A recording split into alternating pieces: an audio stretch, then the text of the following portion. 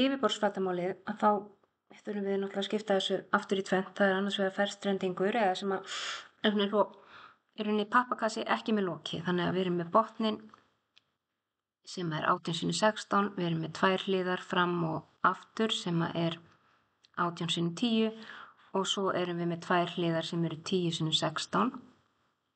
Og ég er búin að búta þetta niður til hliðar og reikna út að þarna fáum við 968 fersentímetra. Það sem að kannski er triksið er að finna yfirborðsflatarmál á píramídanum. Því þar erum við með 4 þríhyrninga. Við erum með 2 svona þar sem að grunnlínan er 18 og hæðin er óþekkt. Og svo erum við með 2 þríhyrninga sem eru með grunnlínu 16 og hæðina 12. Það er engin botn á þessum píramída, því að hann alveg eins og það er ekkert lok á ferstrendingnum. Við erum sérst með 2 stykki af þríhyrningi sem er 16 x 12 deilt með 2 og 2 þríhyrninga sem eru 18 x hæðin deilt með 2. Þessa hæði vitum við ekki en við getum fundið hana. Ég ætla aðeins að einfalda strax útreikningana. Þetta verður í rauninni bara 16 x 12 pluss 18 x hæðin sem að við eigum eftir að finna. Ef við horfum nú á heildarmyndina, þá er þessi hlið hérna, hún er sem ég er að lita græna, það er þessi hlið hér og þessi hlið hér. Og þar sem að við vitum að grunnlínan í litla þríhyrningnum er 16 og þá getum við líka fundið að helmingurinn af því er 8. Og þá getum við nota Pýþagóras til þess að finna þessa grænu línu.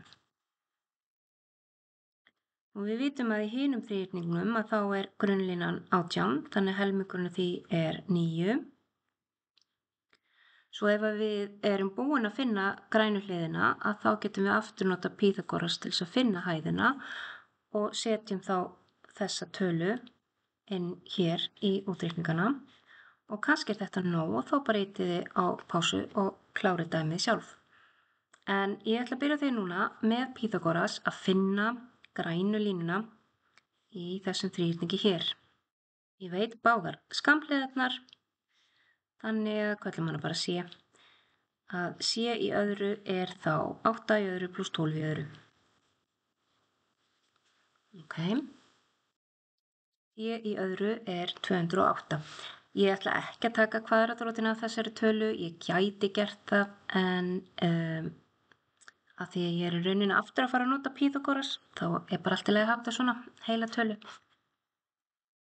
Ég skrifa bara að lengdin hliðinni er rótin af 208.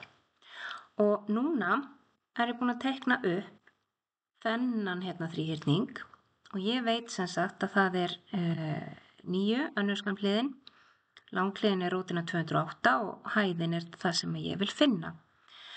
Og þá segir Pýþagóras okkur að hæðin er hæðin í öðru veldi myndi þá vera langhliðin í öðru veldi, 208, rótin af 208 í öðru veldi er auðvitað bara 208, mínus hin skammhliðin í öðru veldi, 9 í öðru, það er 81. Og við fáum út að hæðin í öðru er 127. Þannig að hæðin er einfaldlega kvadratrótin af 127. Og nú veit ég ekki hversu vel þið sjáu þessa rauðu stafi en hérna aðferðina ættu þið allavega að heyra og að þekkja. Ég fæ 11,27 út úr þessu og þetta er í rauninni hæðin sem að ég ætla að setja hérna inn. Þá kemur út úr þessu 394,85.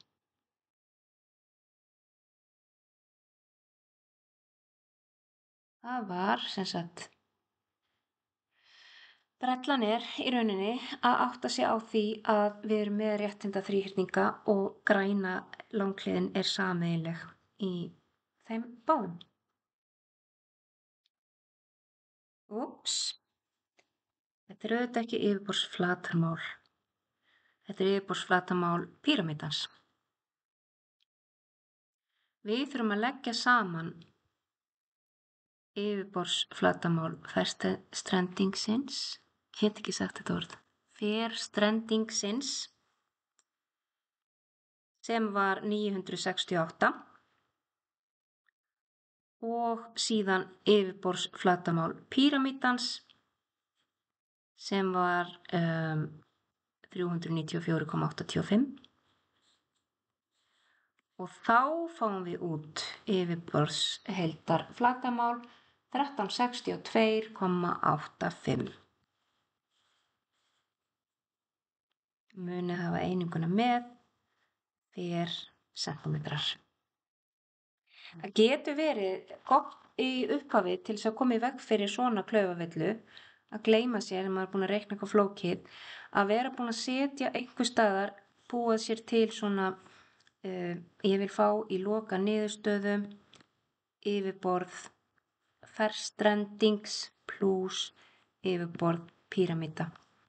Þannig að þið lendið ekki í því að setja bara helminginn af svarinu sem lokasvar eins og ég ætlaði að gera. Það náttúrulega bara mjög eðlileg og algeng klaufavilla.